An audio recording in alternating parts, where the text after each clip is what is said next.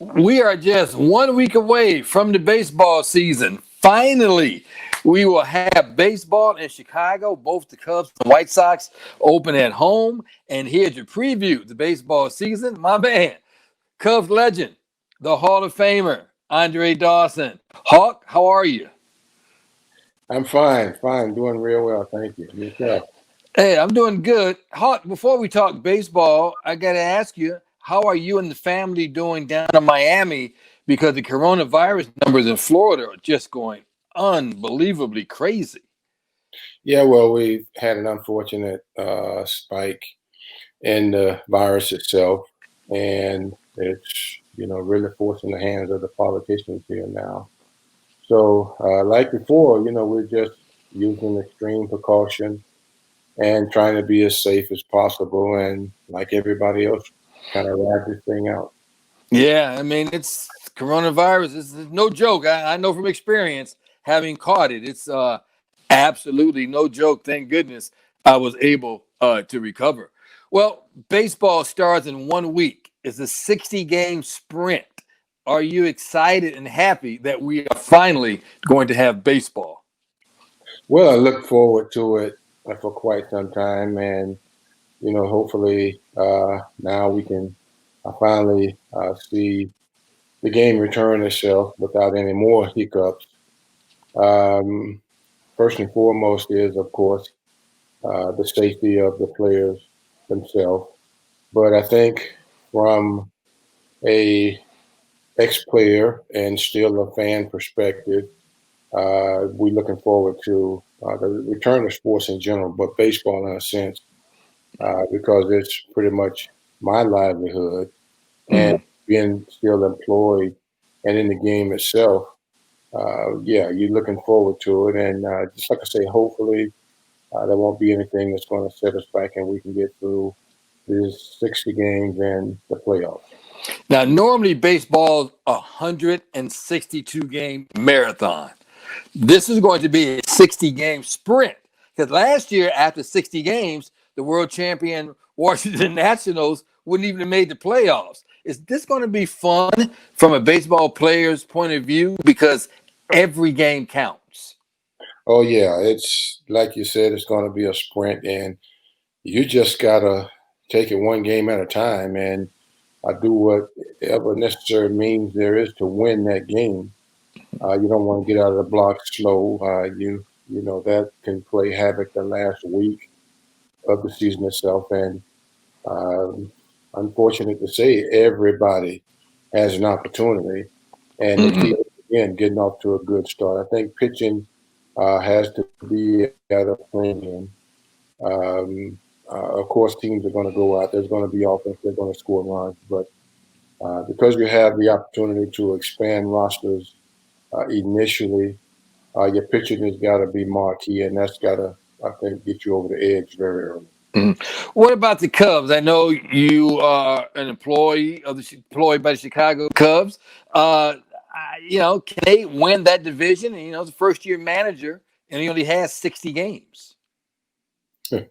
Rossi really got his work cut out for him. You know, he has the horses to do it, but because the division itself is going to be so competitive, the Cincinnati Reds have improved drastically, and they played havoc to the Cubs last year. That was the team I think that the Cubs really had its most difficult moments against, and they've improved. The Brewers, of course, you know what their lineup is going to be like. Their team is going to be like. So the division is going to be competitive. And now you got to look at the other teams in the other divisions who have improved themselves. And it's even though it's going to be a expanded team playoff wise, you still can find some of the teams that feel that they should be there by the end of the 60 game sprint that may not be there. Uh, Mm. it's going to be. I think the Cubs, yeah, they have the horses. Ross is going to do a pretty good job with them. My thing is how well and how far the starting pitching is going to get us in the ball games. But most definitely, the Cubs should be right there. What about the White Sox? Southsiders, I'm a diehard White Sox fan. Growing up a block from the ballpark, they have a good mixture of veterans and some good young players. Is 60 games enough time for that young team? I think the White Sox could be a dark horse because of the improvements they made. And it's a good mixture, like you say, a combination of youth and talented veterans. They have leadership now that should weigh volumes for them. But I feel that they could be the dark horse in that division, and I feel that they have a good a chance as any to make it to postseason. And you know what would be really cool? If the Cubs met the White Sox in the World Series, and if Oh, we just our luck, no fans could go. yeah. No, not this year. Any other year maybe, but not this year because we don't want to be deprived of what that atmosphere would be like. So hopefully in the near future, but this year because of everything that's going on, it would be a shame because we won't really get to experience and enjoy it the way it should be. Right. Hey, do you enjoy and are you still having fun working for the Cubs? I know you worked for the Marlins, and of course Derek Jeter came in being the idiot that he is. He let everybody go, and that's me talking. Not don't want anybody to say Andre said that. I'm the one that said Jeter was an idiot, and I'm the one that said he was a punk for letting Andre and Tony Perez go the way he did it. My words, not Andre Dawson. So let's make that clear. Cubs, Tom Ricketts jumped in right away. Andre, you available? Come home. We love you. Are you still having fun working for Ricketts and the Cubs? Well, it was something that I always envisioned throughout the time that I was out of the game. It was more convenient here for me once that job offer was presented to me, and it kept me in the game. But I always felt that I belonged in Chicago for whatever reason, and I wanted to be a part of that organization going forward. And when the opportunity did present itself, I was elated. I was excited, uh, Mm-hmm. even though the requirements were what they were. I didn't have to relocate but continue to be an ambassador for the organization. I've always had that kind of side-eyed look at the Cubs once the season would start and see what kind of success that team could pull off. Even though I was working for another ball club, I still and continue to follow the organization and I saw when the team started to really put it together. Uh, what 5 6 years ago, and the success and the run that they would probably have for who knows however long. I Mm-hmm. especially at that time took closer notice to them, and when the opportunity did present itself, yes, I was elated. I was very happy to be able to be back in the organization. And yeah, in Chicago for me, it's like a second home. Both of my Mm-hmm. kids are born there, and they always look forward to getting back to Chicago. But in answering your question, I know it's a long answer, but It's okay. I was highly elated. And you're still having fun. Oh yes, yes. When they bring you back and forth. Hey, when you look at the ballparks today, Houston's what 315 down the left field line, Philadelphia only 320. Do you ever look back and say, man, if I was born 30 years later, what the number that I could put up and the money I could make? Well, I don't contemplate about what if or what should have could have been. Uh, the game changes a lot. Ballparks change. Ballparks are being constructed more hitter friendly now, and rules are changing so that you could accommodate more offense in the game. But I don't dwell back in the past. I enjoyed the era that I played in. I played with some great ball players, a lot of Hall of Famers, a lot of talented individuals, and the game was fun for me. So I Mm-hmm. look at my era, and I don't say what if. I just marvel at the fact that I was able to get through the game and my career under the circumstances with all of the knee issues and so on and so forth. But I Mm-hmm. enjoyed. I had fun, and when it was time to pass the torch and move on, I happily did that.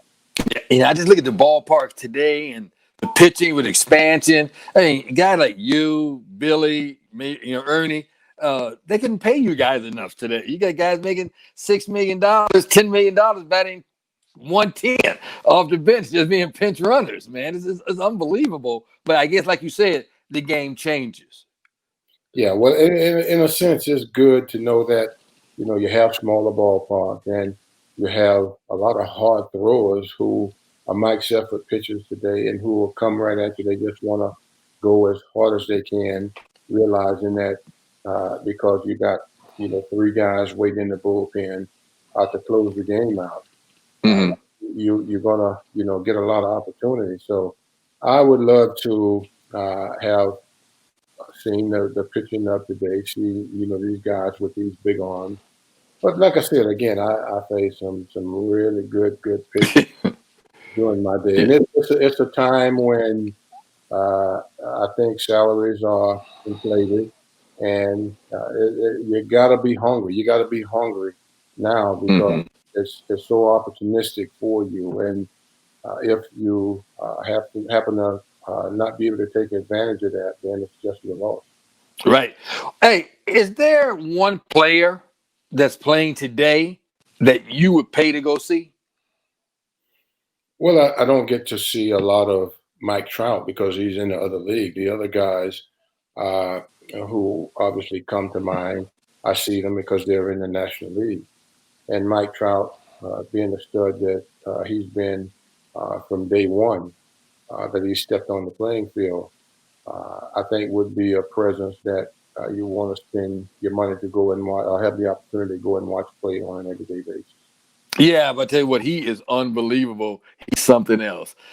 Andre, I had a chance to talk with Isaiah Thomas today. Isaiah's doing great things. He's a great businessman. You, like Isaiah, you never pick up the newspaper and say, hey, he's broke. He lost all his money. A lot of athletes today can't say that. A lot of athletes from yesterday can't say that.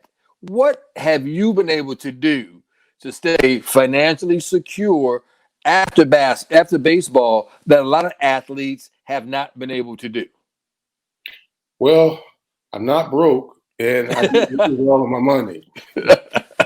But you try and make small strategic decisions with the income. I ventured into some bad investments that I lost a lot of money as a result of. But I've always tried to put aside funds for rainy days, and then outside of the other business opportunities that I presented myself with, some of which panned out real well. One in particular today, I just look at it like it's your lifestyle changes as a result, and your living accommodations likewise, and you got to make wise decisions. You got to really depending on the people who you're working with, if they're financial advisors, investors, whom that might be. You got to Mm-hmm. be on top of that.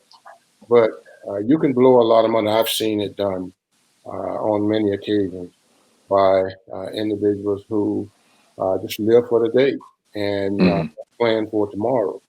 And 10, 15 years down the road, when they're out of the game, they find themselves struggling financially. But I can honestly say I've never been an extravagant liver. I Mm-hmm.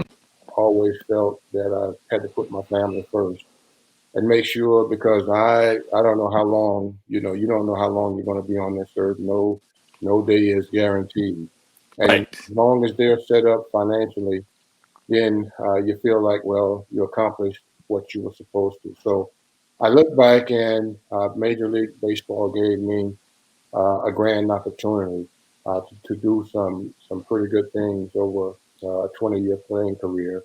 And I'm Mm-hmm. very solidified with where I am now in my life, and I think I can pass whatever along to my family, and they will live and be happy and be very comfortable. Now, you own and operate a funeral home in Miami. There have been so many stories. I mean, ESPN.com did a book on it. You get all these stories. Are you surprised that people are shocked that a Hall of Fame baseball player owns a funeral home? I mean, somebody has to own them, and we're all going to end up in one day. I mean, it's like headline news: Andre Dawson owns a funeral home. Well, they're completely surprised. Shocked, I guess you can say that in a sense, because it's very unusual. And for me, it was unusual. It was something that I never envisioned. And when it did happen to, as I always like to say, fall into my lap, I had to make a drastic life adjustment. Is this what I really want to do? Obviously, with the community needs and the fact that funeral homes are essential businesses, I just felt that, hey, I got to do what I got to do to make it work. And the key is uh, being able to surround yourself with a staff that is sufficient. It's a spinoff of the church, so I have a lot of people that are in tune with the church itself that I employ. And going forward, I just, I prayed on it a lot, and I asked God for guidance because when you're learning on the go, there are a lot of mistakes that can be made. So I look back, I've had the business for 12 years now, and it's a very, very solid business. I never envisioned it, and I didn't want it to get too big. I felt that, this was a necessary means for the community. And for me, the most important thing was quality and professionalism, not volume. And Mm-hmm. I felt that if I can cater to X amount of families on a weekly basis, that I can ensure the quality and professionalism that I would look for.